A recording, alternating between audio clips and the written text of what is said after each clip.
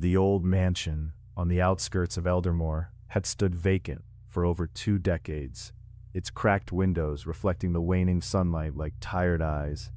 Gerald Kane, an experienced paranormal investigator, tightened his tool belt as he approached the front door, the long grass crunching beneath his boots.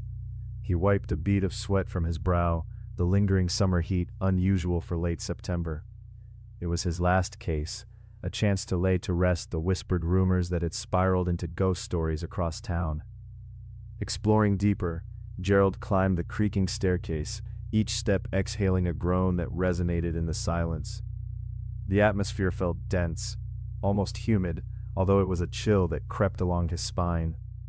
In the hallway upstairs, he stopped before a worn door, its surface gouged with deep scratches, as if nails had dragged across it in desperation.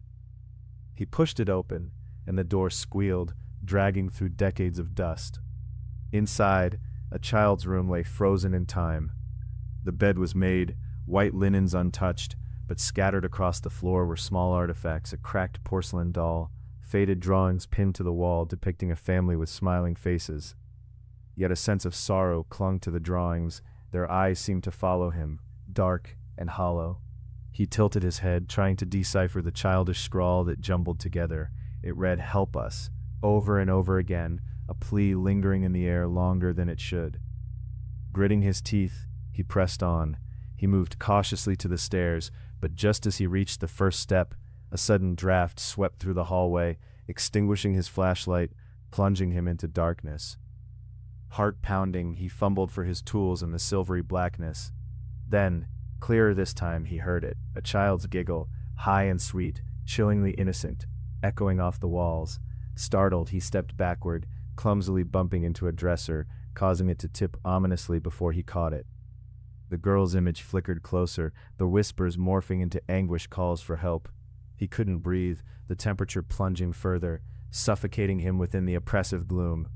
In that moment, clarity pierced through the chaos. This wasn't merely a case, it was a plea to remember, a family cursed to repeat their final hours, trapped until someone heard their story. With all his will, Gerald beckoned to the girl, his voice steady as he said, "I will help you. I promise."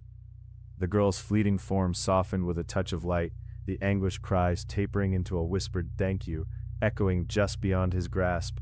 Gerald's breath returned, and he felt warmth spread throughout the room as the silhouettes faded back into the walls, the pressure lifting.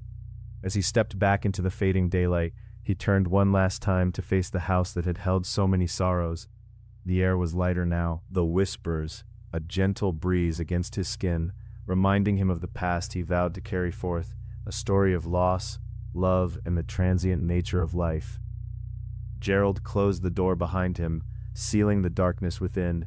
He walked away, no longer burdened by the weight of their despair, but empowered by their hope, ready to share their tale at last.